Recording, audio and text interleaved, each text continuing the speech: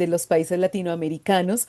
Y qué buen rol, qué buena función la que están cumpliendo ahora mi querida Sonia, mi querido Wilson, jalonando esta asociación que tantos años lleva convocándonos y a los que recién se suman, pues obviamente es una invitación a, a que sumemos esfuerzos alrededor de lo que implica para muchos de nosotros estar haciendo esa combinación entre docencia, investigación y también el ejercicio en terreno, por llamarlo de alguna manera, ¿no? El ejercicio aplicado que justamente queremos combinar y que cuando compartimos esto con nuestros estudiantes de pregrado y de posgrado, pues definitivamente es maravilloso, ¿no? Ver cómo poco a poco hemos logrado unos frutos con estos esfuerzos que hemos hecho como comunidad y como gremio. Y pues un saludo extensivo a todos quienes nos acompañan, insisto, muchos amigos, pero también muchos colegas de otros países. Sé que tenemos aquí una comisión bastante nutrida de nuestros amigos en Bolivia, con Franny, que sabemos que la queremos tanto y que la reconocemos tanto, de Paraguay, no sé si esté por ahí Norma, si esté, em, a ver quién más, la profe Karina, bueno, tantas personas que empiezan a venirse a la cabeza con quienes hemos compartido desde en Uruguay, en Perú, en Bolivia, bueno, entonces yo creo que esto es de verdad una comunidad muy valiosa, muy robusta, que bueno que sigan fortaleciendo en estos espacios. Y por supuesto en el Congreso, que me sumo también pues a esa invitación a que ojalá nos podamos ver en el Congreso en Bucaramanga. Entonces,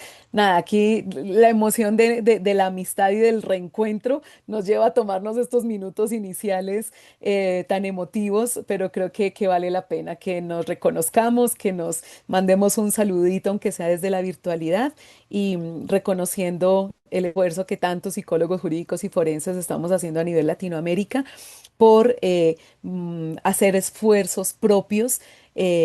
La doctora Ángela Tapias, que es tan importante en la vida profesional y personal de muchos de nosotros, yo creo que nos dejó esa semilla y nos sigue dejando, nos sigue invitando a acumular esfuerzos de hacer lo propio, ¿no? De esa colonización académica de la que hablaba ella, que no nos podemos desprender del todo aún. Pero cuando tenemos estos esfuerzos investigativos, creo que hay que compartirlos. Y justamente, pues este es el objetivo de este webinar al que me han invitado y es mostrarles un esfuerzo investigativo que hicimos en conjunto con el profesor Luis Alberto Quiroga desde la Universidad Santo Tomás de Colombia, en donde construimos, diseñamos un modelo para acompañar estos procesos de evaluación psicológica forense que denominamos como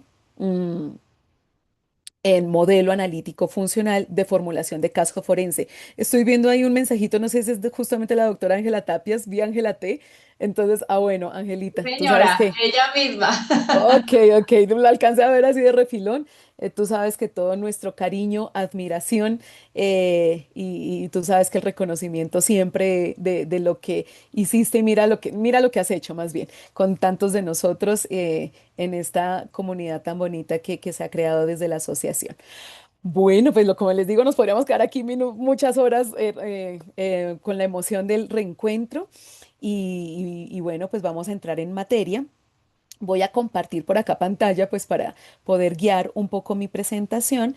Sé que tenemos una horita, ¿no? Una horita para desarrollar la temática. Voy a intentar ser muy puntual para que son las 7:20, entonces para que lo desarrollemos en una horita esta temática. Entonces, pues les decía justamente que creo que vale la pena, ¿no? Que tengamos estos encuentros, estos momentos para poder mostrar lo que con tanto esfuerzo hacemos a nivel de investigación, porque sabemos que en nuestros países no tenemos un brazo robusto que nos apoye en estas iniciativas y los recursos normalmente vienen es de las universidades, ¿no? En nuestro ejercicio como docentes e investigadores, pues que nos apoyan en la posibilidad de hacer estos proyectos, pero que igual se siguen haciendo con las uñas. Y en su momento les decía que con el profesor Luis Alberto Quiroga, desde la Universidad de Santo Tomás, empezamos a pensar en una idea de investigación que de alguna manera fuera una propuesta para los psicólogos forenses respecto de la manera como adelantamos los procesos de evaluación psicológica forense. Y empezamos a hacer una revisión teórica inicial para ver si teníamos modelos establecidos en Colombia inicialmente. Y pues nos encontramos, sí, con muchas propuestas institucionales. Por ejemplo, para los colombianos siempre sabemos que tenemos como referente el Instituto Nacional de Medicina Legal y Ciencias Forenses y que encontrábamos allí pues un protocolo y unas guías que por supuesto son lineamientos institucionales de los cuales tenemos que conocer y partir, eh, pero que en el momento de hacer un análisis respecto de su calidad técnica y de qué tanto se acompasaba con estos estándares y exigencias a nivel internacional, por lo menos los que derivan básicamente de la APA. La APA tiene dos grandes lineamientos que nos deben acompañar en principio y son los lineamientos sobre evaluación psicológica en genérico y ya luego unos lineamientos específicos sobre evaluación psicológica forense que son del año 2013 y que se renuevan en ciertos periodos, ¿no? Entonces, al comparar estos lineamientos institucionales que realmente no se acercan a ese concepto que tenemos de modelos, con un soporte teórico, sino que más bien se quedan en unos lineamientos o en unas directrices institucionales, pues veíamos que estaba muy alejado de esa calidad técnica que nos exigen a nivel internacional, pero sobre todo en esos marcos teóricos, metodológicos, con solidez empírica que vemos en otras áreas aplicadas y que vemos en otros países. Entonces, esto nos motivó a que esta idea de investigación se aterrizara y se plasmara en este título que ustedes ven allí, ¿no? No, normalmente me dicen, pero este título está un poco complicado, pues vamos a ver que es más sencillo de lo que aparece en su denominación, el modelo analítico funcional de formulación de caso forense. Y lo que hicimos durante tal vez unos 3 o 4 años fue justamente el desarrollo de todo un proceso de diseño y validación. Bien, entonces, pues les voy a contar un poco de qué se trató el proyecto, pero sobre todo quiero mostrarles el modelo cómo quedó. Bien, ¿qué bloques vamos a revisar? Pues vamos a revisar los fundamentos teóricos que acompañan estas propuestas de formulación de caso, análisis funcional y evaluación conductual. Vamos a tener otro bloque en donde nos vamos a enfocar en comprender qué significa este término de formulación de caso forense. Como la formulación de caso, vamos a recordar que la vimos con mucha frecuencia, especialmente en clínica, ¿cierto? En la formación de pregrado que tuvimos nosotros, muy seguramente recordaremos a nuestros profes en clínica hablarnos de la importancia de la formulación de caso, pero lo vemos, como lo indico, mucho más en esa área aplicada y muy poco en lo forense. Mm, y pues vamos a revisar un poco esa especificidad de este concepto de la formulación de caso en este contexto, además de sus criterios de calidad. Les voy a mostrar pues las categorías que consideramos en el modelo analítico de formulación de caso forense, su estructura, el diseño que tuvimos para el estudio, los participantes y demás, y pues finalmente cómo pues podemos decir que contamos con un modelo que cuenta con validez, confiabilidad, cuáles han sido hasta el momento su implementación y qué proyecciones vemos respecto del uso del modelo. Entonces vamos a empezar por esos fundamentos teóricos respecto de unos términos bastante llamativos que hacen parte como esas palabras clave de esta propuesta. Y por un lado es formulación de caso, evaluación conductual y análisis funcional.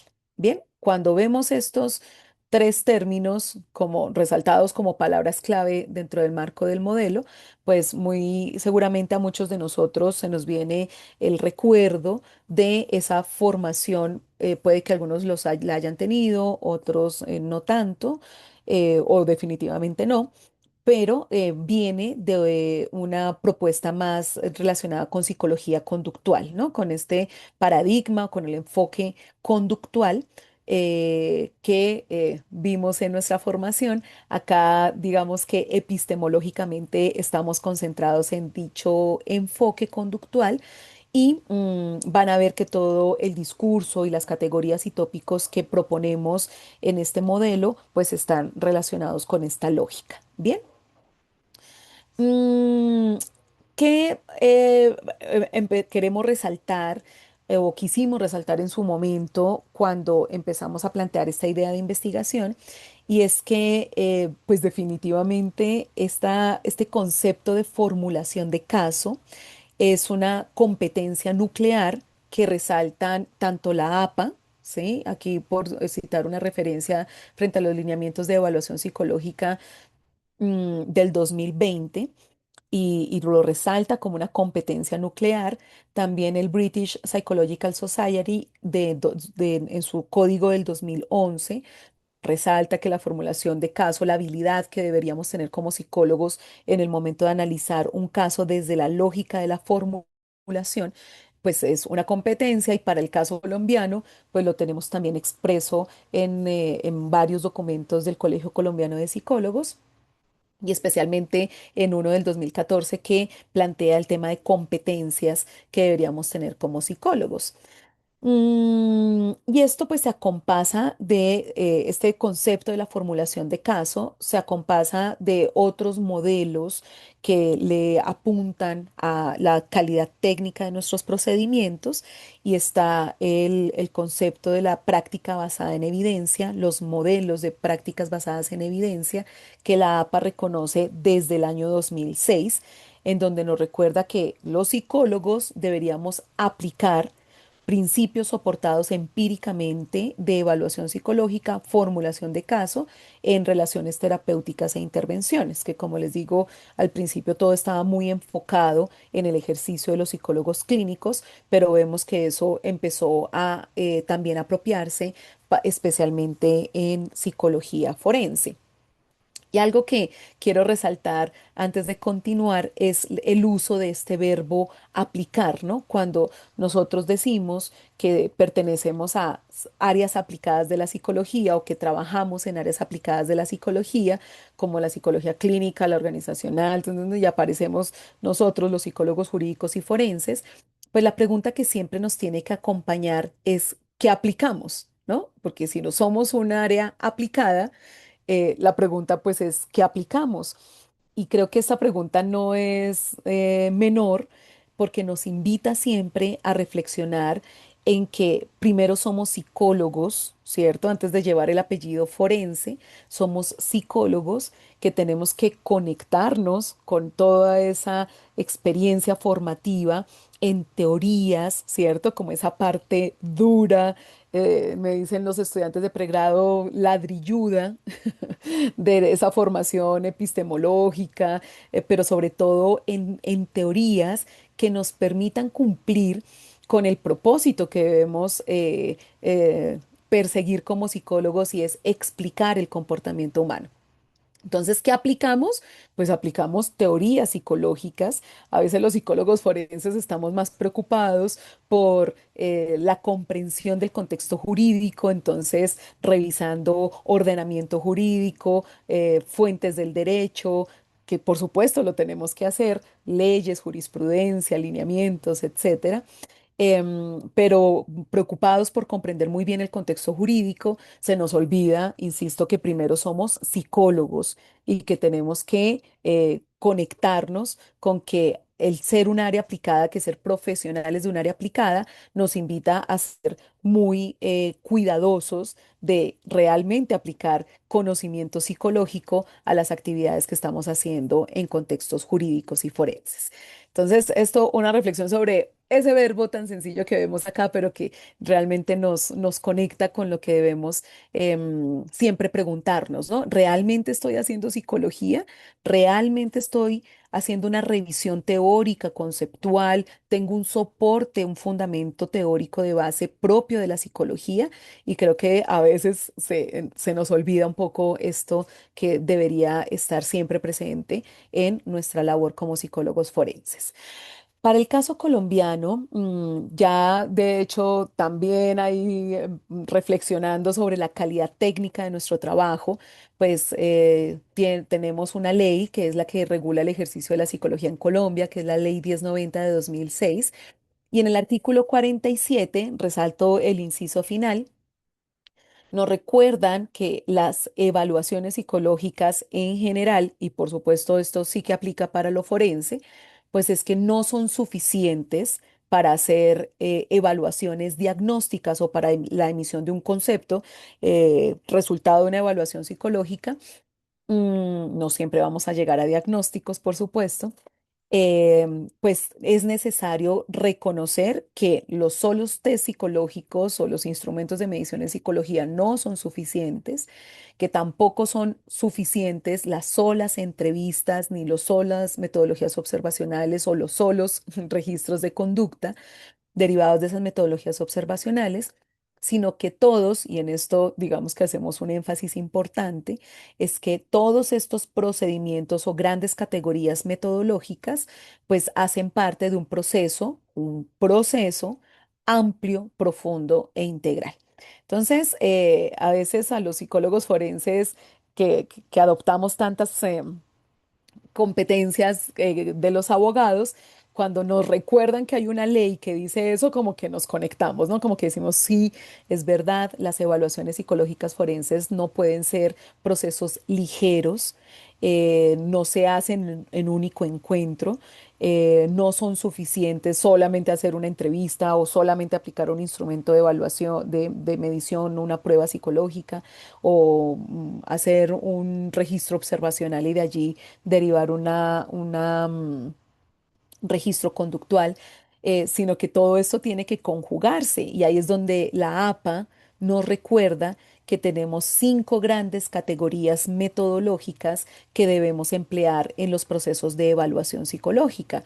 Las entrevistas, las directas con el evaluado, con el usuario, las entrevistas con colaterales, la aplicación de pruebas psicológicas objetivas. Para el caso de Colombia, yo sé que esto genera, aquí hago un paréntesis, yo sé que esto en otros países genera, digamos, una revisión y sin duda una conversación al respecto. En Colombia realmente nuestra tradición está muy enfocada en enfoques empírico-analíticos. Por esa razón, aquí no utilizamos pruebas proyectivas, dada la discusión que hay respecto de su estatus científico, y por eso hablamos es de, la ley habla de test. Realmente, en mi concepto, creo que somos más ajustados cuando hablamos de instrumentos de medición en psicología o pruebas psicológicas, que es normalmente como las llamamos, objetivas. Insisto, en el caso colombiano esto está bastante decantado, pero también nos habla de una cuarta categoría que son metodologías observacionales y fuente documental, ¿no? Esas 5 grandes categorías metodológicas que nos recuerda la APA, que obviamente hace parte de nuestra formación, ¿cierto? Como psicólogos, sin duda, debimos haber tenido espacios académicos de evaluación, medición, etcétera. Y lo vimos allí, estas 5 grandes categorías que acabo de mencionar, pero esto luego no lo recuerda la APA en sus lineamientos. Y para el caso colombiano, pues la ley 1090 de 2006 nos dice, recuerden que no es suficiente hacer una metodología de manera independiente, sino que esto debe obedecer a un proceso amplio, profundo e integral. En ese sentido, pues ya concretando el problema de investigación que teníamos respecto de la evaluación psicológica forense, pues ya nos empezamos a encontrar con unas investigaciones que plantean directamente los sesgos y deficiencias que podemos tener los psicólogos forenses cuando adelantamos las evaluaciones. Y acá recomendadas estas dos fuentes, este autor, Guarnera, y Murray en una publicación y en otra, con otros autores, de 2017, pues ponen el tema sobre la mesa, ¿no? Los sesgos y las deficiencias que podemos tener los psicólogos forenses en nuestros procesos de evaluación. Y estos autores precisan, entre otros aspectos, estos que voy a resaltar aquí, ¿no? Por un lado, la falta de estandarización respecto de los instrumentos y las técnicas que empleamos, porque por más, y fíjense que estas investigaciones de Guarnera y Murray y otros autores, pues fueron en evaluaciones en Norteamérica y en Europa Occidental. Y allí encontraron esto, ¿no? Y ya sabemos que Latinoamérica, pues bueno, si nos comparamos con con estas latitudes, pues estamos un poco, digamos, más quedados, ¿cierto? Atrasados respecto de esos avances. Entonces, reconocieron que hay una falta de estandarización respecto de los instrumentos y las técnicas que empleamos los psicólogos forenses, a nivel mundial con las muestras que ellos recogieron, que hay una falta de entrenamiento y experticia del profesional. Yo creo que Latinoamérica, cada vez somos más conscientes y más sensibles de ello. Por eso estos espacios creo que habla muy bien de una comunidad de 90 participantes, estoy viendo acá, que se conecta un jueves a las 7 de la noche a seguirse capacitando, 7 de la noche hora colombiana. eh, Paraguay sé que están 2 horas adelante, bueno. Creo que habla muy bien de nuestro sentir como latinoamericanos, en que sí hay una falta de entrenamiento, de experticia, y que por eso tenemos que seguir estudiando, revisando, aprendiendo. Y esto, creo que hace parte del proceso que llevamos en Latinoamérica. eh, mm, una dificultad inherente a la actividad de la psicología forense, ¿cierto? Creo que el mismo contexto jurídico nos advierte de una cantidad de limitaciones, barreras, dificultades que son inherentes a nuestro ejercicio. Y que aquí podríamos quedarnos el resto de la charla intentando enumerarlo. Pero, por ejemplo, la misma práctica probatoria, ¿no? Esas dificultades que tenemos, para poder exponer y sustentar nuestros informes bajo unos lineamientos muy rígidos respecto a esas reglas de interrogatorio, contrainterrogatorio, por poner un ejemplo. Pero también, a nivel institucional, el poco tiempo que tenemos, el volumen de trabajo tan desbordado. em, una cantidad de realidades, y más en nuestro contexto latinoamericano, que dificultan justamente nuestra actividad, pero además resaltan, entre esos sesgos y deficiencias, la falta de objetividad e independencia con la que algunos psicólogos forenses adelantan su trabajo, porque pues es clarísimo y bien conocido que los psicólogos forenses actuamos a solicitud de una parte interesada, ¿cierto? De una parte procesal o de una autoridad competente, que por supuesto tiene un rol, que tiene unas pretensiones, que tiene unos intereses, y que es apenas lógico que en su solicitud se transmitan ese sesgo que el solicitante tiene, ¿no? Si trabajamos para la fiscalía, pues obviamente los fiscales harán solicitudes con el sesgo propio del ente acusador. Si trabajamos para la defensa, los defensores nos hacen solicitudes con el sesgo propio que les acompaña. Y así podríamos poner ejemplos de todos los contextos y solicitantes que pudiéramos encontrarnos.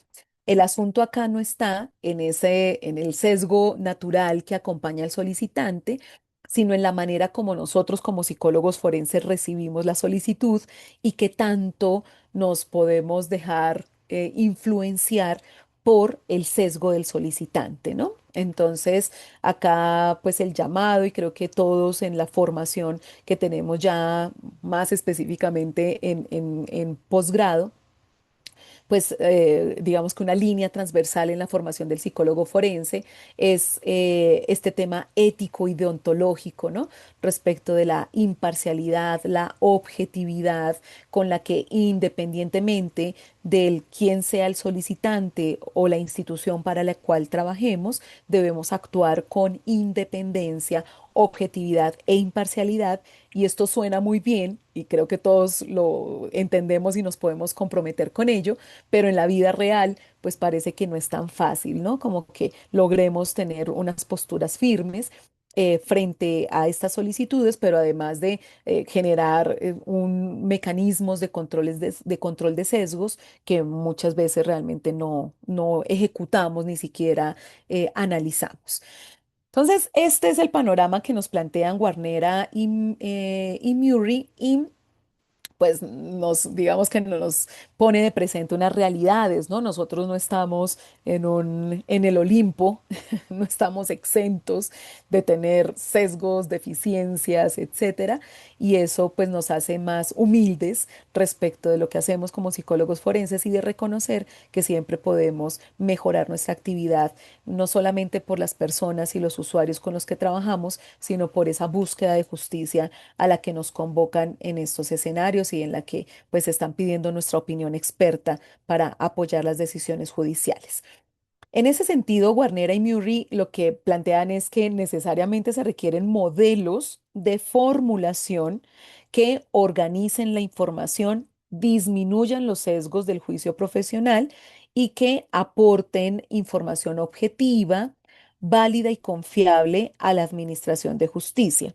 Mm, entonces, eso es lo que nos muestra en síntesis esta línea investigativa de Guarnera y Murray y que pues justamente lo que nos dice, claro, este es el problema, pero pues vamos a buscar la solución y la solución creemos, plantean estos autores, que está es en la formulación de modelos. Bien, entonces pues ahí encontramos un soporte bien interesante para nuestra idea inicial. Vamos a entrar entonces en materia para poder revisar esas definiciones en punto de lo que comprendemos como formulación de caso. Bien, el concepto de formulación de caso como se los decía con anterioridad, se desarrolló o se ha desarrollado históricamente más en contextos clínicos. Los que nos llevan una ventaja enorme en este tema son los psicólogos clínicos. Mm, eh, y la verdad es que tenemos modelos de formulación de caso desde diferentes paradigmas, ¿sí? O sea, tenemos modelos de formulación de caso desde un paradigma cognitivo, tenemos modelos de formulación de caso en sistémico, ¿cierto? Los sistémicos también han hecho propuestas de modelos de formulación de caso. Pero sí también es cierto que la mayor fuerza la han tenido las propuestas conductuales, ¿sí? Entonces, ahí tenemos digamos que sin duda, pues una fuerza, una potencia desde la psicología conductual o los conductistas, como normalmente los denominamos, en estas propuestas de modelos de formulación de caso. Bien. Entonces, bueno, ahorita vamos a recordar incluso algunos que puedan ustedes también haber revisado en su formación académica de pregrado. Pero quiero entonces que partamos primero esa definición. ¿Qué entendemos por formulación de caso? Els, en 2007, plantea que una formulación de caso es una hipótesis acerca de los factores causales precipitantes y de mantenimiento de los problemas psicológicos, interpersonales y conductuales de una persona. Entonces, esto, digamos que ya nos empieza a acercar teóricamente con estas propuestas de paradigmas conductuales, donde recordemos que allá hablábamos de factores de adquisición, factores de mantenimiento, factores disposicionales, predisponentes, precipitantes, que nos permiten hacer unos análisis sobre la conducta, ¿no? Y else, pues nos dice, sí, cuando hacemos formulaciones de caso, planteamos hipótesis para poder explicar cómo interactúan esos factores causales, precipitantes y de mantenimiento para poder entender esos problemas que plantea una persona, ¿no? Mm, To God en estos modelos define que es el DCP, el BPS, define la formulación de caso como la integración de la información de la evaluación, ¿cierto? Porque en la evaluación, ahora que mencionábamos todos estos metodologías de obtención de información, porque aquí hay algo que quiero resaltar y es que no podemos olvidar que la evaluación psicológica forense debe ser un proceso multimétodo, multifuente. Bien, esto no lo dice la APA, no lo tiene allí muy claro constantemente en sus lineamientos, modelos, perdón, procesos, multimétodo, multifuente, recordándonos que no solamente el evaluado nos debe ofrecer información, sino que debemos obtener información de otras fuentes a través de diferentes métodos, no solamente el ejercicio dialógico de la entrevista, sino a través de pruebas psicológicas, de la obtención de datos cuantitativos que nos ofrecen estas pruebas psicológicas objetivas, pero también de la observación, etcétera.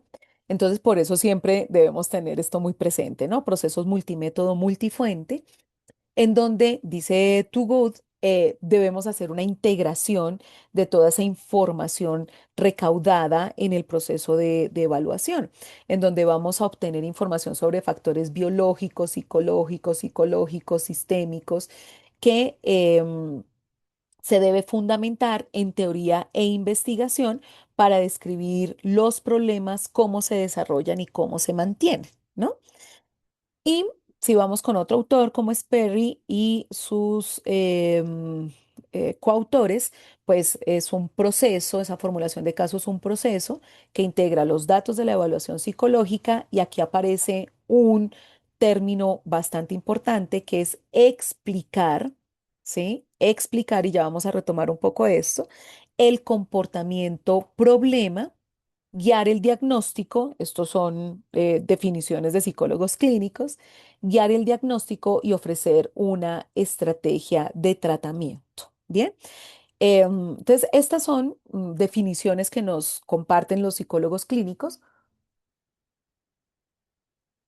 sobre este concepto de formulación de caso y que empezamos a aterrizar luego en los límites y alcances que tenemos cuando hacemos formulación de caso. Entonces, ¿qué es lo que plantea de entrada mm, la formulación de caso cuando se le suma este concepto de análisis funcional? Y es que esa recolección de información que luego tenemos la intención de leerla y articularla a través luego de obtenida a través de diferentes fuentes, pues la pregunta es ahí es, ¿y ahora qué hago con toda esta información? ¿Cierto? Y viene entonces el análisis funcional, igual recuerden que esta es una propuesta netamente conductual, lo que nos plantea es un paso más allá de la descripción. Bien, una de las críticas que hacen estos autores que ya estábamos revisando, como Guarnera, Murray, pues es que la mayoría de las veces los psicólogos nos quedamos en análisis descriptivos, bien, informando sobre eventos, ocurrencias, lo que denominan los psicólogos conductistas como aspectos topográficos y morfológicos del comportamiento y los factores ambientales. Bien, entonces hacemos descripciones. Entonces, normalmente los psicólogos justamente cumplimos con este propósito de hacer análisis descriptivo. La persona tiene un comportamiento de agresión hacia su pareja, toda vez que cuando en una historia de 8 años se han mantenido ciertos fenómenos como el control, la coerción, pero es un análisis descriptivo de lo que está ocurriendo. Bien.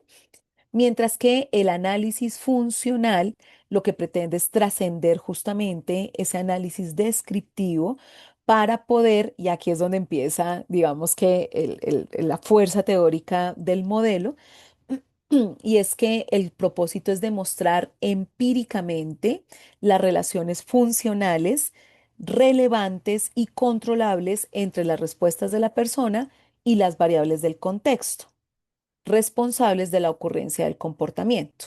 Bien, entonces, ¿qué es lo que nos dice básicamente el análisis funcional?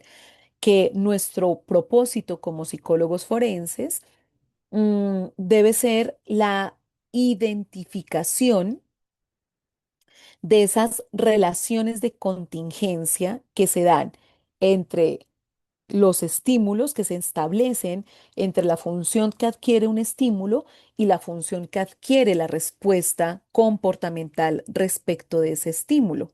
Y cuando logramos establecer cómo se dan esas relaciones de contingencia entre estímulo y conducta, pues ahí encontramos esa posibilidad de explicar el comportamiento. Autores como Villamil y Quiroga Vaquero, que también es el profe Luis, con quien desarrollamos este modelo, plantean varios ejemplos como para comprender un poco de manera sencilla cómo es que se establecen esas relaciones de contingencia y adquieren función para poder explicar el comportamiento. Entonces, por ejemplo, como lo advierten estos autores, el miedo al transporte público tras un robo en la adolescencia no es la causa del evento pasado per se, sino la función que adquirieron, por ejemplo, los buses en dicho evento y que hoy mantienen la evitación. Entonces, aquí las preguntas que nos hacemos cuando hacemos análisis funcional es qué función adquiere el estímulo respecto de la respuesta que tiene el individuo en una situación específica y en un contexto específico. Bien, por ejemplo, podemos tener varios expresiones comportamentales para una misma función. Por ejemplo, pensemos en un niño que necesita llamar la atención, ¿cierto? Y lo hace gritando. Y luego vemos a otro niño y lo hace llorando. Luego vemos a otro niño y lo hace aislándose, ¿cierto? Son tres ejemplos de conductas diferentes: llanto, gritos, aislamiento, tres conductas diferentes, y ahí podemos hacer un análisis descriptivo, topográfico y morfológico de la conducta, pero la pregunta que siempre nos tiene que acompañar es ¿por qué hace eso? ¿Cierto? ¿Por qué? ¿Cómo adquirió función el gritar, el llorar o el aislarse para llamar la atención y que efectivamente su mamá venga y le atienda? Entonces, esas relaciones de contingencia son a las que nos dedicamos para explorar cómo es que lo podemos explicar esa manera como se está dando la conducta. Mm, ¿Qué debemos hacer entonces o cuál es el punto de partida más bien cuando hacemos esta evaluación conductual desde la lógica del análisis funcional eh, y la evaluación conductual para comprender qué es lo que debe aportar, ¿no? Estos dos autores son bastante interesantes, Haynes y O'Brien, que tienen sus iniciales publicaciones desde la década del 2000 y que continúan en esta línea de trabajo. Y es que deben aportar la evaluación conductual desde la lógica del análisis funcional, pues debe aportar información sobre los problemas de comportamiento y su importancia relativa. Debe aportar claridad sobre las relaciones funcionales, lo que hablábamos ahorita, con esos factores causales históricos y ambientales, los efectos de los problemas de comportamiento, la forma, la fuerza y la direccionalidad de esas relaciones funcionales y las variables moderadoras o moduladoras de dichas relaciones. Bien, fíjense que cuando vemos cada uno de estos numerales, pues vemos que vamos más allá del análisis descriptivo, ¿no? Es decir, el niño llora, em, cada vez que le quitan un juguete. Muy bien, la pregunta es ¿por qué lo hace? ¿Cierto? Porque necesita llamar la atención esa relación de contingencia que se empieza a establecer y que deberíamos poder explicar a través de estos aspectos que la evolución conductual debería aportarnos. Mm, re- eh, tenemos en estos modelos de formulación de caso, desde el análisis funcional, ya de cara propiamente pues a lo que hicimos en la investigación, obtuvimos un hallazgo transversal que corresponde con investigaciones internacionales y es que hubo un acuerdo entre las personas que participaron como evaluadores del modelo que sí, digamos que están de acuerdo en que normalmente nos quedamos como psicólogos forenses en un alto nivel de aspectos descriptivos pero muy bajo nivel en elementos explicativos con fundamento teórico, inferencial y predictivo, muy en sintonía con lo que han encontrado investigaciones como la de Aston, Billen y Kuiken y Muma, que en los años allí citados ya habían precisado en investigaciones propias. Mm, y también encontramos como hallazgo transversal y en correspondencia con otras investigaciones, pues que a mayor capacitación y experiencia, pues se producen formulaciones mucho más claras, integradoras y sistemáticas para poder explicar el comportamiento. Para el caso colombiano, tenemos unos antecedentes interesantes de modelos de formulación de caso en clínica. En clínica, en forense no tuvimos un antecedente, pero en clínica pues está la profe Claudia Caicedo, que muchos de ustedes puede que recuerden o que la hayan leído cuando recibimos o tuvimos información en clínica. También Muñoz y Novoa.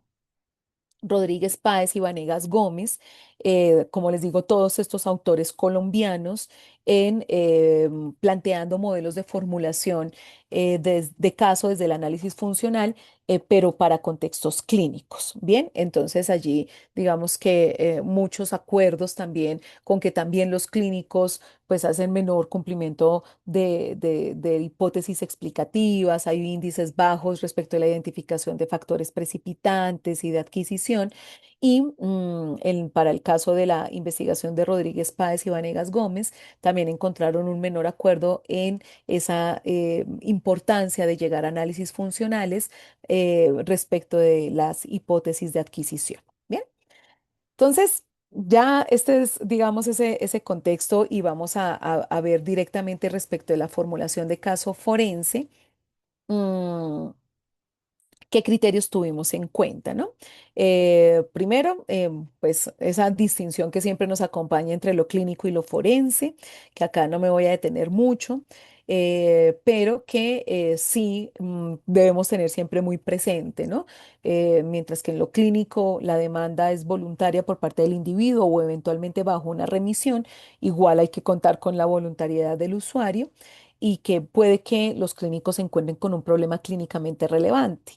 Mientras que acá, y aquí empiezan a aparecer unos términos que son importantes para el modelo, en la evaluación psicológica forense, el requerimiento, la circunstancia, pues está en un marco jurídico, en un marco legal, y aquí hablamos es de comportamientos jurídicamente relevantes. En clínica se habla de problemas clínicamente relevantes. En lo forense, digamos, los modelos también que vimos a nivel internacional y que luego ya empezamos en nuestro proceso de adaptación y validación, pues nos hablan es de la importancia de identificar cuál es el comportamiento que alcanzó o tuvo implicaciones jurídicas y que justamente es lo que deriva en la necesidad de la evaluación. Y a ese objeto de estudio, de evaluación o de análisis es lo que le denominamos como comportamiento jurídicamente relevante. Para acercarnos a un ejemplo, pensemos en una evaluación psicológica forense a una persona que está siendo señalada de un delito sexual. ¿Cuál será el comportamiento jurídicamente relevante que nos interesa evaluar? Pues será su conducta sexual, ¿cierto? Su comportamiento sexual se constituye en ese comportamiento que alcanzó implicaciones jurídicas y que deriva pues en la importancia de la evaluación. Y para resaltar estas diferencias entre la clínica y la forense, pues también recordamos que el fin en evaluación clínica pues es el diagnóstico, la intervención y el seguimiento. Por eso los procesos y los modelos de formulación de caso en clínica pues tienen es la pretensión de la intervención terapéutica, ¿no? La identificación de unas necesidades y de unos objetivos terapéuticos que desde la formulación de caso empiezan a advertirse, se plantean a manera de diagnóstico si fuese el caso y para promover una intervención y seguimiento posterior desde la lógica de la intervención terapéutica en clínica. Mientras que en el escenario forense, pues estamos en el fin de la evaluación psicológica forense, pues es un escenario jurídico en donde hay un proceso de toma de decisiones judiciales y sobre todo comprender que nuestro proceso, que se plasmará posteriormente en un informe pericial, tiene una vocación probatoria, ¿no? Que tiene el ánimo de convertirse en un elemento de prueba para discutir en lo que ya ahí estamos ya más familiarizados, discutirlo en un debate probatorio bajo las lógicas y reglas del sistema judicial en el que nos encontremos. Mm, ¿Cuáles son las características de la formulación de caso en contextos forenses? Aquí ya aterrizamos propiamente en nuestra área y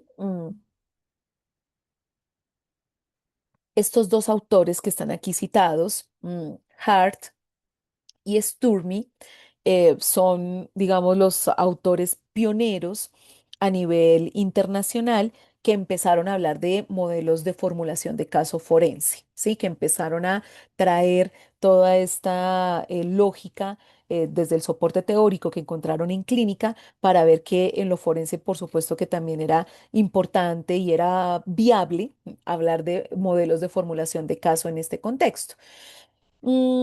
¿Qué características señalan estos autores que deben ser procesos inferenciales, donde, como ya lo he anotado, debemos ir más allá de la descripción y debemos empezar a aterrizar en un plano explicativo? ¿Bien? ¿Por qué? ¿Por qué ocurre el comportamiento?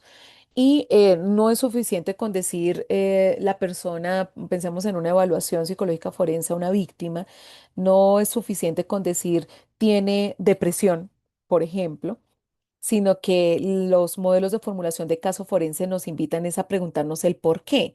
¿Por qué tiene depresión? ¿Sí?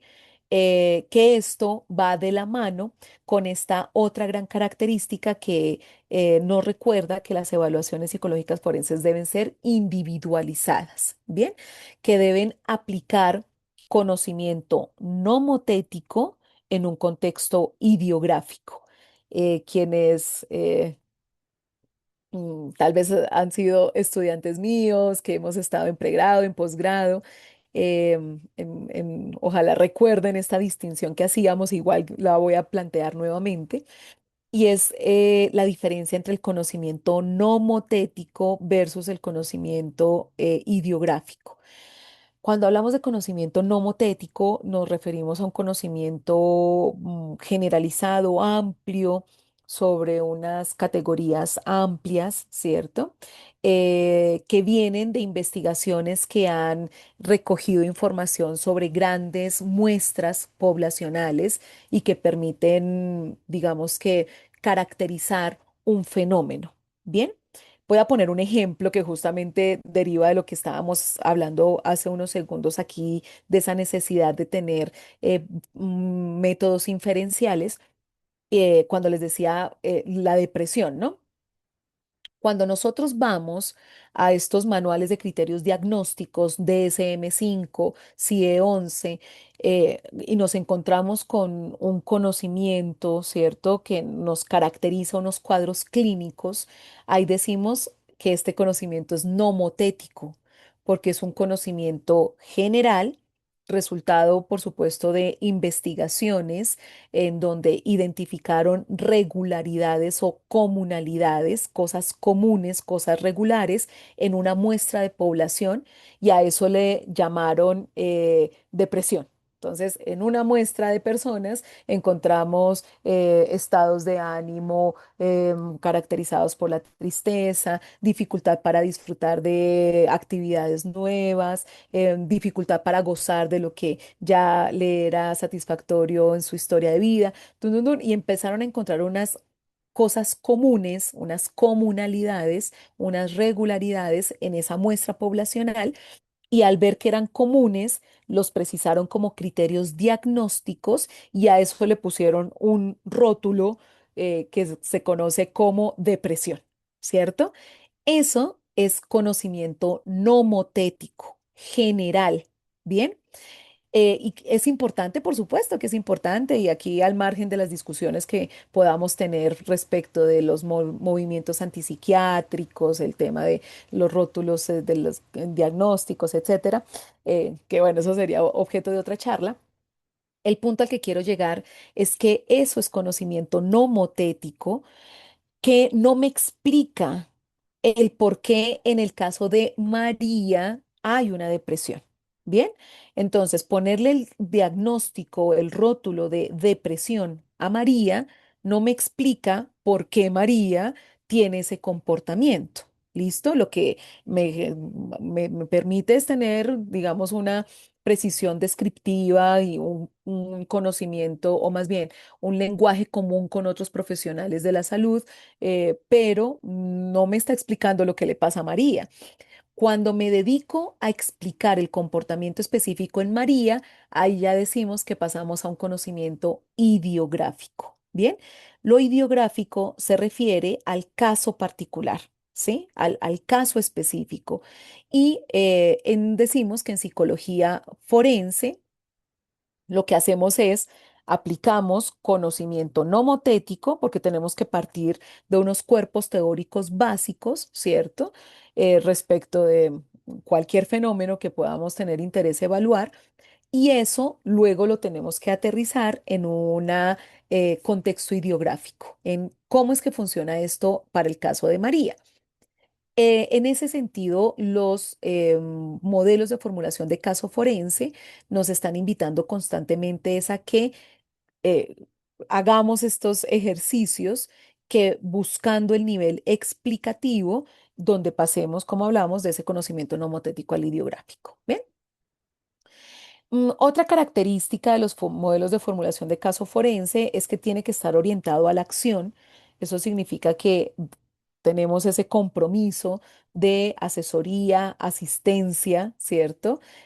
Al solicitante, al profesional que nos está solicitando, al juez, ¿cierto? A estas autoridades que están en el contexto para que tomen decisiones judiciales a partir de la explicación que les podemos dar y en contextos criminológicos, específicamente en temas de evaluación y gestión del riesgo, pues espera que esto esté enfocado en la intervención. Bien, pero eso ya digamos que es otro gran tema cuando estamos en contextos más criminológicos de intervención, ya sea en tratamiento penitenciario o cuando trabajamos con delincuencia juvenil, pensando en la intervención, ¿no? Como, y aquí estamos un poco más cercanos incluso a esa expectativa que nos permitieron ver los modelos de formulación de caso en clínica, y ahí vemos que sí podemos tener unos puntos de encuentro bien interesantes con esos modelos de formulación de caso clínicos. Pero en lo forense diríamos que específicamente enfocados en ese aporte que le vamos a dar al tomador de decisiones en estos contextos de justicia. Otra característica es que la evaluación debe ser diacrónica y sincrónica, la importancia de recoger información sobre la historicidad del comportamiento, ¿cierto? Y lo circunstancial respecto de su ocurrencia. Yo necesitamos información y casi que hacemos ellos siempre una reconstrucción de historia de vida en ese ejercicio de recoger información diacrónica, pero también sobre el aquí y el ahora en esa evaluación sincrónica. Tiene que tener como característica también un soporte teórico, ¿cierto? Les decía hace un rato y es que se nos olvida que somos psicólogos y que aplicamos teorías psicológicas y pues la verdad sea dicha es que nos encontramos muchas veces con informes de psicólogos forenses en donde pues brilla por su ausencia el soporte teórico, ¿no? Entonces se pronuncian sobre unos aspectos, llegan unos hallazgos, plantean unas conclusiones y no hubo un solo soporte teórico que permitiera fundamentar su hallazgo. Entonces, ese soporte teórico debe ser válido y vigente, porque también nos encontramos con eso, ¿no? recurriendo a teorías que ya, digamos, no tienen estatus científico, que se han reevaluado, que se han reformado. Em, y creo que eso es importante que siempre lo tengamos presente. Siempre, sin duda, van a haber autores clásicos que nos van a acompañar siempre, ¿no? Yo creo que siempre me preguntan los estudiantes, bueno, pero teorías clásicas, pensemos en la típica Piaget, ¿no? ¿Qué hacemos con Piaget? Piaget sigue estando vigente, claro que sigue estando vigente. Yo que sean clásicos de la investigación de la literatura especializada en psicología no significa que no sean vigentes. Habría que revisarlos, sin duda. Pero si ustedes me preguntan por autores como, por ejemplo, Freud, pues nos preguntaremos si realmente sus marcos teóricos son válidos y vigentes en la actualidad, ¿no? Mucho, ¿quién ha vuelto a investigar sobre el ello, el yo y el superyo? Pero sobre todo si hay fundamento técnico-científico frente a estas propuestas teóricas. Entonces, ahí tenemos una discusión, como lo pueden ver nuestros compañeros de otros países, ya en Colombia muy decantada frente al estatus científico para el ejemplo que estoy poniendo de, por ejemplo, teorías psicoanalíticas. Y la característica también de esa formulación de caso forense es que debe ser comprobable. Deben haber unas hipótesis forenses que sean contrastables con múltiples fuentes y evidencia que realmente nos permita sustentar nuestros hallazgos. Esta es una de las grandes críticas que les decía también hacían autores como Guarnera y Murray, y es, llegan a unos a conclusiones y muéstreme cómo, de dónde se sacó esas conclusiones que parecen sacadas de la manga sin que haya una fuerza empírica, ¿cierto? Que permita que esa hipótesis sea contrastable, verificable a través de diferentes fuentes y evidencia, ¿no? No solamente el reporte de la persona que estamos evaluando, sino que se pueda corroborar con otras fuentes de información. Estos autores también nos plantearon pues esos criterios de calidad técnica, de hecho hablan de unas listas de chequeo, si les llama la atención este punto. McMurran y Bruford en 2016 plantearon una lista de chequeo para poder, digamos que hablar de la calidad técnica de los informes periciales. Se concretaban en 10 ítems: narrativa, fundamentación teórica y empírica, coherencia interna, completitud, simplicidad, carácter predictivo, orientación a la acción, diacronía y un ítem de calidad general, cada uno de ellos con unos tópicos derivados que permiten hacer, digamos, que estas evaluaciones sobre calidad técnica y que nos recuerdan pues que es igual somos sujetos de escrutinio, ¿cierto? Respecto de estos aspectos que se han tenido en cuenta como relacionados con calidad técnica. Y Hart también por su parte plantea unas características de calidad técnica que se deben tener en cuenta, como coherencia externa, fundamento factual, coherencia interna, amplitud explicativa, diacronicidad, simplicidad. Nos piden muchas cosas y al mismo tiempo tenemos que ser muy concretos y específicos, que es la categoría que conoce Hart como simplicidad, confiabilidad, generatividad, precisión y aceptabilidad. Con todos estos aspectos y ya justamente llegando pues al modelo, pues el modelo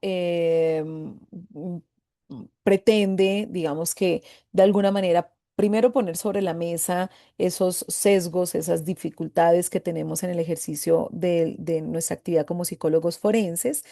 Y pues de alguna manera invitarnos por lo menos a pensar en de qué forma estamos reduciendo los sesgos que pueden llegar a afectar nuestro juicio profesional, pero también cómo aportamos a esa decisión judicial, ¿no? Con estas exigencias de calidad técnica. Allí, para adelantar el proceso, pues tuvimos en cuenta muchos lineamientos, los estándares de la APA, de la AERA, de la International Test Commission. Hay un autor que nos resulta bastante sencillo, que siempre recomendamos, y es Ato Benavente, y se me olvidó el otro autor, que ahí están en ese et al del 2013, y con ello pues planteamos unas fases pues para poder adelantar el proceso, que no me voy a detener mucho acá. Les voy a compartir sin duda el capítulo del libro a través de mi querida Sonia para que se los pueda compartir a la comunidad. Y Pues resultado de este proceso justamente tenemos el modelo, ¿no? Que parte de varias categorías, una necesaria fase de análisis descriptivo del caso, donde viene una información preliminar respecto de los hechos que han generado pues la solicitud. Normalmente esa información la tomamos de documentos oficiales en el marco del proceso, llámese denuncia, demanda, para el caso colombiano el escrito de acusación, por ejemplo. Ya en cada país pues identificarán esos elementos que son de especial trascendencia en el marco del proceso judicial y que permiten extraer de manera, digamos que objetiva, una información preliminar y contextual frente al proceso judicial. Por ahí se habilitó un micrófono. Por ahí se habilitó un micrófono que nos está haciendo ahí interferencia. Muchas gracias. También se hace un ejercicio de evaluación sincrónica para poder conocer, como hablábamos, el aquí y el ahora. Cuando nosotros hacemos evaluaciones psicológicas forenses, hacemos un corte, ¿cierto? Transversal en un aquí y en una ahora que amerita una evaluación de todos estos factores de lo que en estos momentos está, digamos que actuando y articulándose respecto de la comprensión de ese comportamiento. También recogemos información diacrónica, ¿cierto? De ese histórico que trae el evaluado, con el fin también de ir explorando factores de riesgo, factores de protección en esa lectura inicial en el marco de ese análisis descriptivo. La idea es llegar a unas conclusiones explicativas, les hablaba de esos comportamientos jurídicamente relevantes que se constituyen como las unidades de análisis que permiten luego llegar a conclusiones ideográficas, mecanismos, la explicación o la necesidad de buscar la explicación de esos mecanismos inferenciales, todo ello con una justificación teórica y empírica.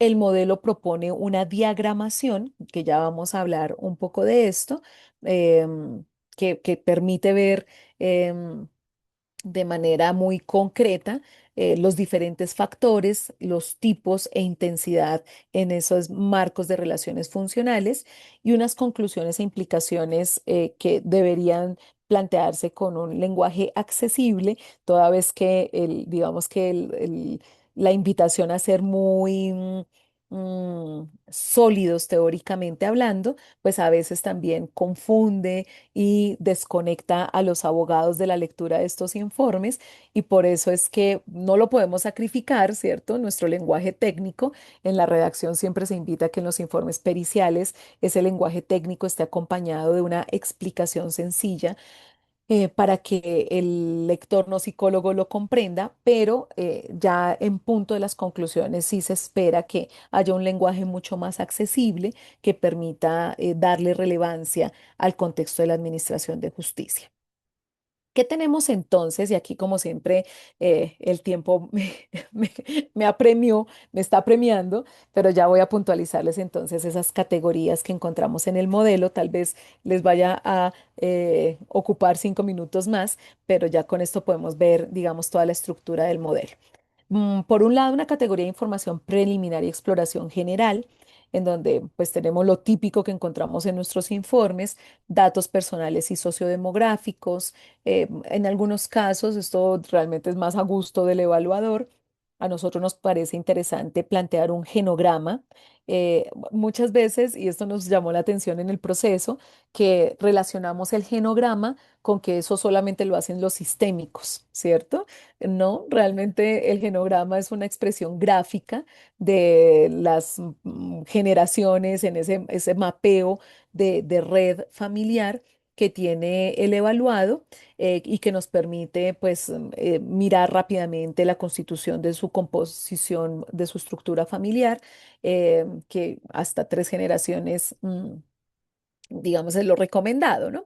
Pero que nos permite también ver ahí relaciones distantes, fuertes, estrechas, conflictivas, etcétera, en esos genogramas y que la verdad, pues los abogados nos han, digamos que, valorado que con esas gráficas, algo que pensábamos nosotros que podría ser de rechazo, de resistencia por parte de los abogados, resultó ser de buen recibo.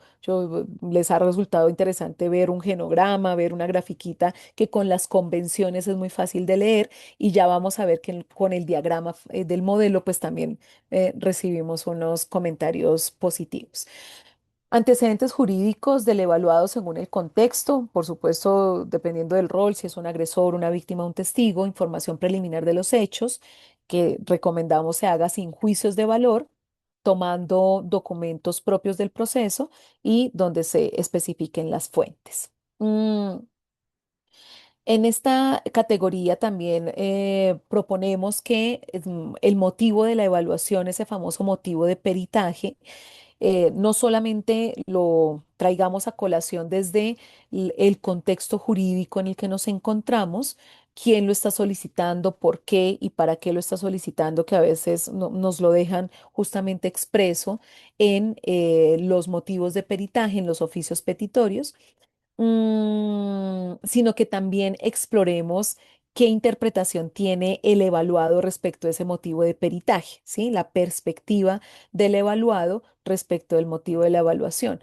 porque no siempre el evaluado comprende lo mismo, ¿no? El abogado tiene una intención en su solicitud y el evaluado puede que la comprenda y al contrastar las dos percepciones sean completamente convergentes, pero puede que no. En algunos casos nos hemos encontrado con que realmente el usuario no quiere dejarse evaluar, que hay alguno, de hecho tenemos que partir por esos temas básicos éticos y deontológicos respecto de la voluntariedad, así venga a solicitud de la parte procesal interesada. Pues obviamente tenemos que explorar la voluntad y el consentimiento informado que debe ofrecer el usuario, ¿no? ¿Y qué pretendemos en esta parte inicial del modelo explorar?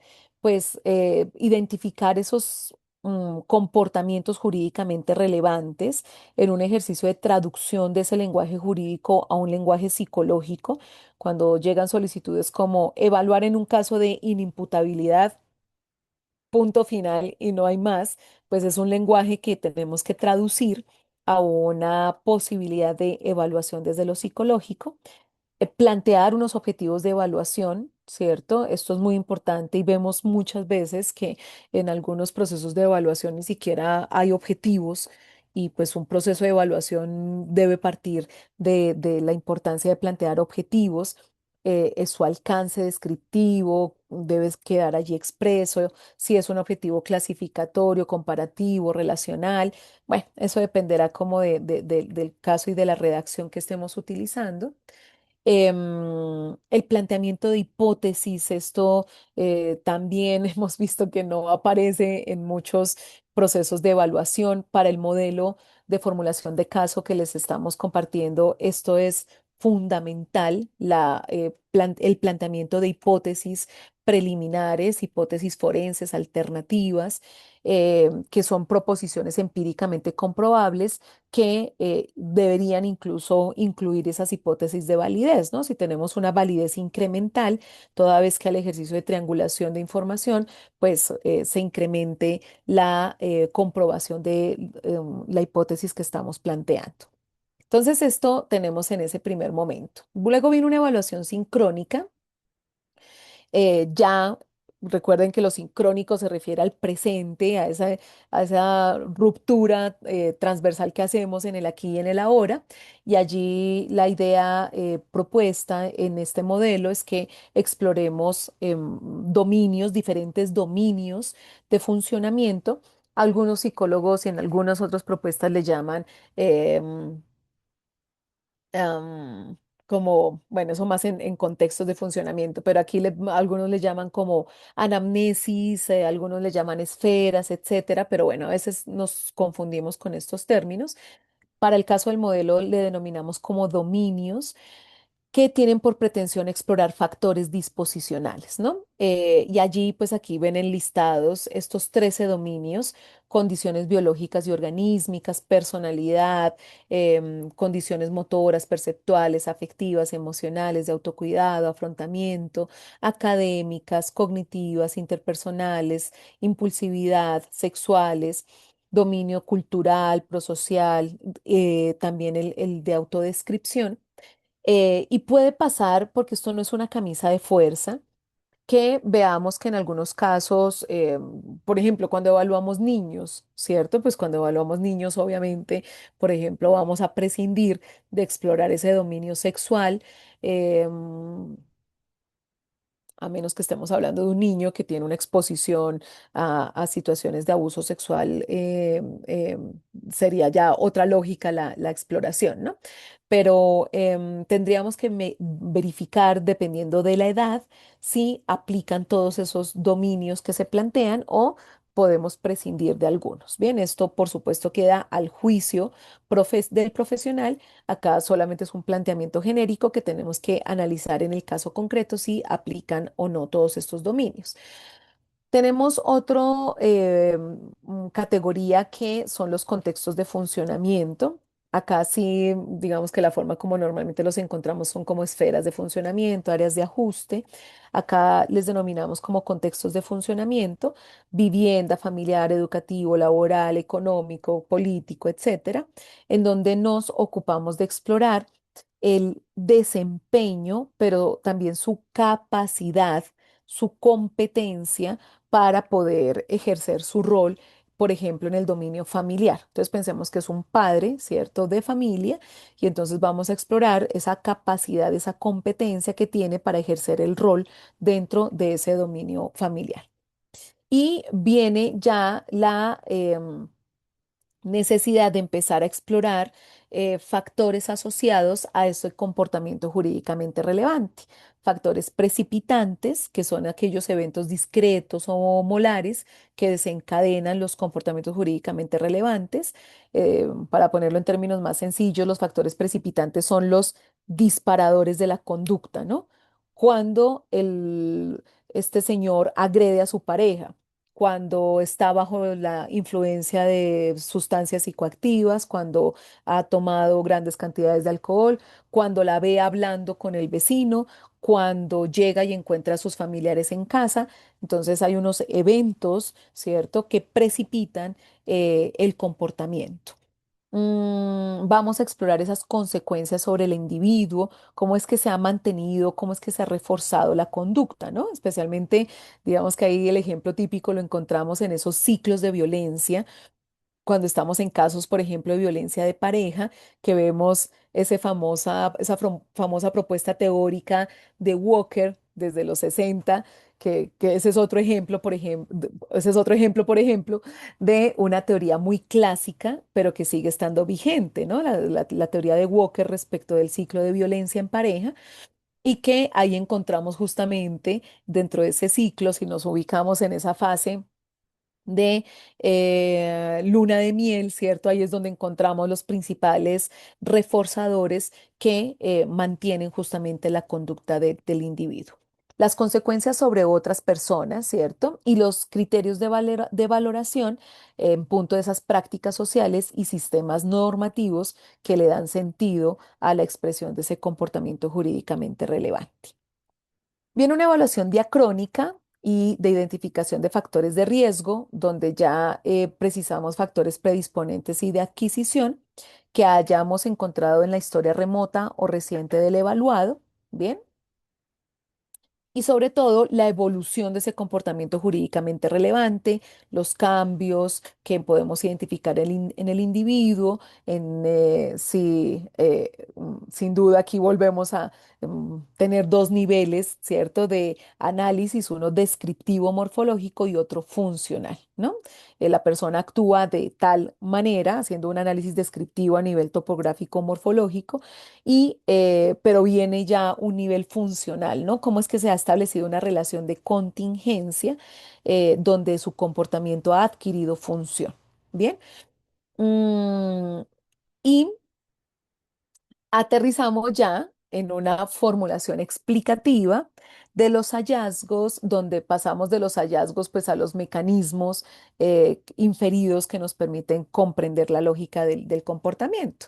Entonces, ahí hacemos análisis de hallazgos por cada comportamiento jurídicamente relevante, donde identificamos los precipitantes, predisponentes, adquisición, mantenimiento, riesgo, protección, etcétera.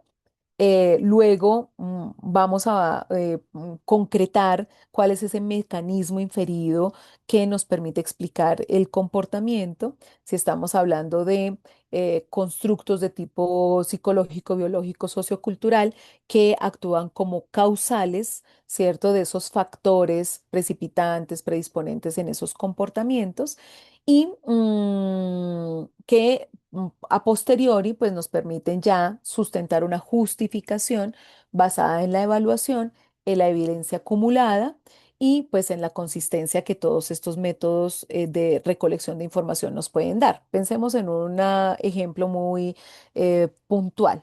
Pensemos justamente en esos casos de violencia de pareja, en donde vemos que la mujer viene expuesta a estos hechos victimizantes de manera sistemática, constante, expuesta en el tiempo. Y la pregunta es, describimos en la conducta, ¿cierto? Nivel descriptivo lo logramos, pero cuando llegamos al nivel explicativo necesitamos un mecanismo inferido que teóricamente nos dé el soporte para poder, dado el análisis funcional e identificar esa relación de contingencia, comprender por qué esta persona, por ejemplo, lleva tanto tiempo en esa relación violenta. Y entonces nos encontramos, por ejemplo, con teorías como la de la indefensión aprendida, ¿cierto? Entonces, perfecto, tenemos un soporte teórico, el fenómeno de indefensión aprendida, donde esta persona sí ha tenido respuestas de rechazo respecto de la exposición a la violencia, pero no han adquirido una función lo suficientemente sólida que le permita, digamos, evitar que ese comportamiento por parte de su agresor esté presente. Y entonces, no sé, ¿qué es lo que hace? Se va para la casa de la mamá. Bueno, pues allá llega el agresor y la devuelve a la casa, ¿cierto? Entonces, ese comportamiento de respuesta no ha adquirido una función para evitar digamos, el ejercicio de la violencia, pero sí refuerza el comportamiento del agresor en la medida en que vuelve a casa y esto se presenta constantemente a lo largo del tiempo y podemos explicarlo, insisto, a través de mecanismos inferidos que nos dan ese soporte teórico, como el ejemplo que estoy poniendo de indefensión aprendida. Finalmente, y ya con esto sí cierro y les ruego me excusen porque ya me he excedido en el tiempo, el modelo permite o propone más bien hacer una diagramación de lo que encontramos finalmente con estos factores. Entonces, lo que nos dice el modelo es, si usted ya tiene identificado un comportamiento jurídicamente relevante, por ejemplo, para el caso que estoy poniendo, la sumisión, la subordinación frente a las imposiciones de un tercero en el marco de una relación de pareja, que ese será ese comportamiento jurídicamente relevante que estemos evaluando en esta víctima. ¿Cuáles son esos factores predisponentes, precipitantes, disposicionales que están relacionados con la explicación de este comportamiento jurídicamente relevante? Entonces aquí vemos, por ejemplo, como factores predisponentes, rasgos de personalidad sumisos, rasgos de personalidad evitativos, dependencias emocionales que podemos identificar a lo largo de toda su historia. Un factor precipitante es que al sentirse, por ejemplo, ante la sola idea de sentirse abandonada, pues prefiere seguir estando subordinada ante las condiciones impuestas por su pareja, que justamente generan el mantenimiento de la conducta toda vez que necesita del apoyo económico, emocional que le provee su pareja y todo esto se explica desde la lógica de un soporte teórico como en la indefensión aprendida. Bien, entonces, cuando tenemos estas graficado el caso a partir de estas convenciones, que como lo van a ver luego cuando si les interesa y tienen oportunidad de leer el modelo completo, pues van a ver que hay unas convenciones así tipo genograma.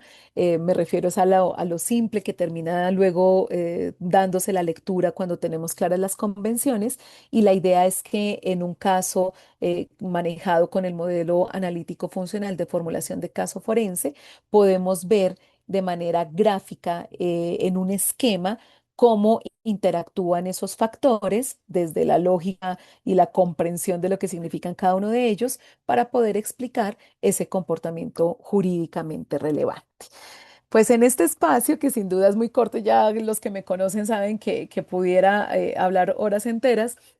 Pues nada, estamos limitados aquí por el tiempo, pero no limitados en la invitación a que ojalá se animen a leer el capítulo completo. Mi compromiso es compartírselo a la doctora Sonia para que asimismo lo comparta con todas las personas que nos gentilmente hoy nos han acompañado, y que sin duda habrán muchas preguntas y demás, pero que ojalá en futuros espacios podamos resolver e invitarlos a que lo leamos no solamente una, sino por ahí dos o tres veces para que nos vayamos familiarizando con la propuesta y ver si eventualmente para su caso resulta de interés su aplicación. Entonces, nada, muchas gracias por escucharme, mil excusas por el exceso en estos minuticos. Y bueno, pues mi querida Sonia, acá muy complacida de poder acompañarlos. No, mi querida Adriana, de verdad que muchísimas gracias. Como siempre, todo este material que nos entregas, todo este conocimiento que nos estás aportando, yo sé que a cada uno de nosotros nos sirve un montón. Y creo que este es el objetivo que se plantea cuando hacemos este tipo de actividades, es de adquirir nuevo conocimiento, de empoderarnos más, incluso como psicólogos forenses, y pues todo esto obviamente que nos va a ayudar en nuestro trabajo pericial. De verdad que muchas gracias, súper interesante el tema.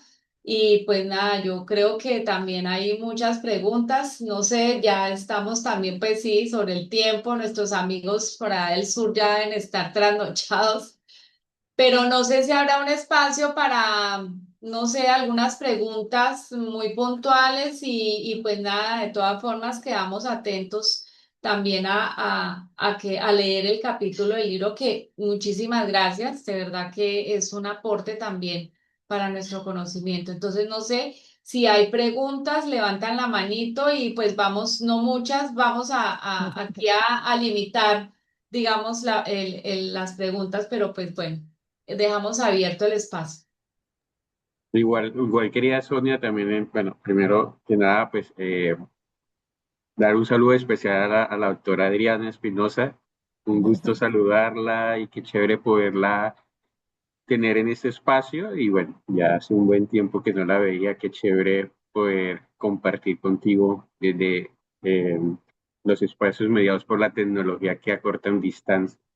Creo que también es una bonita oportunidad para que no, todas las preguntas que no alcanzamos a resolver en este espacio el día de hoy, pues sean la oportunidad para que asistan al Congreso, así de manera extraoficial ahí rápido.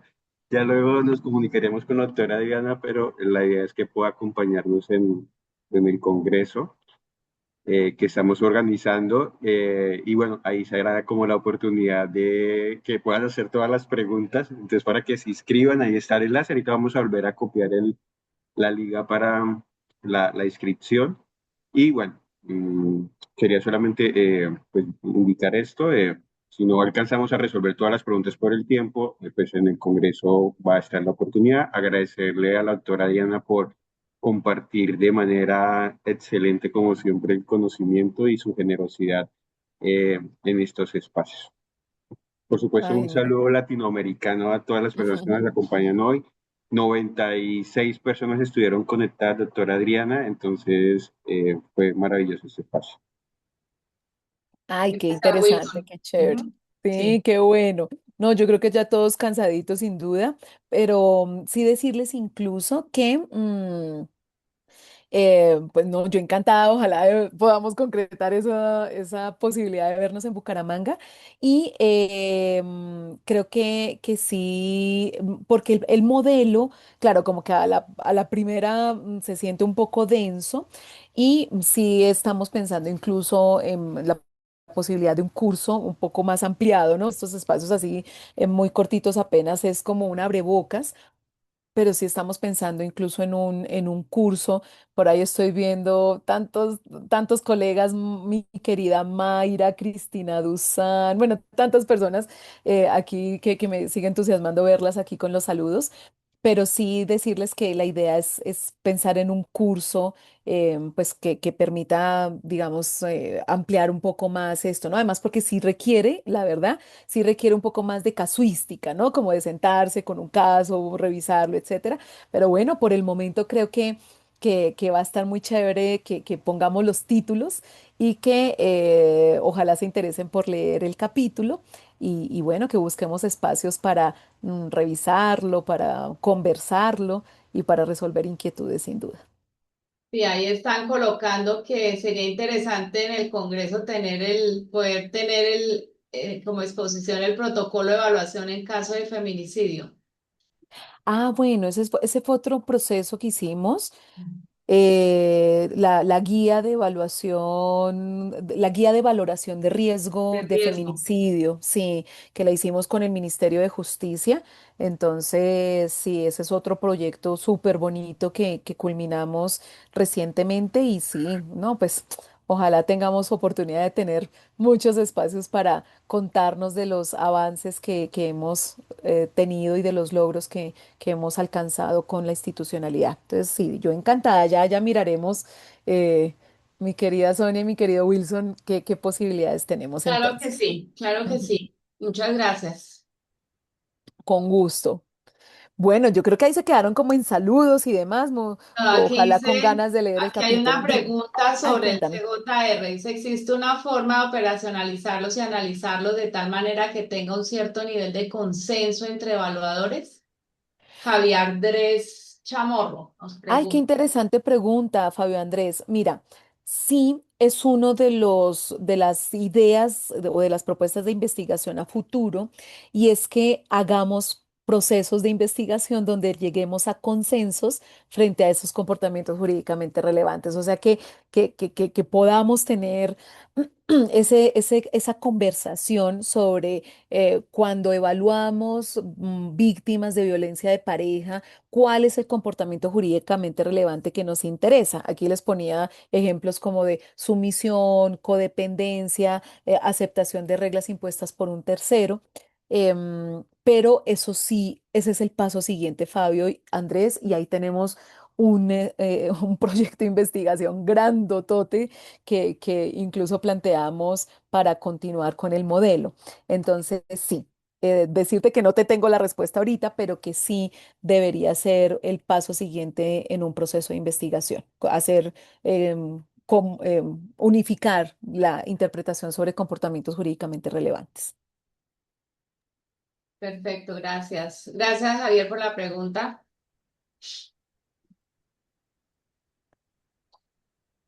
Bueno, ahí alguien también decía, Jennifer, que todo esto requiere entrenamiento. Sí, Mm, en relación a lo que tú dices, pues hay que hacer sí, cursos capacitación.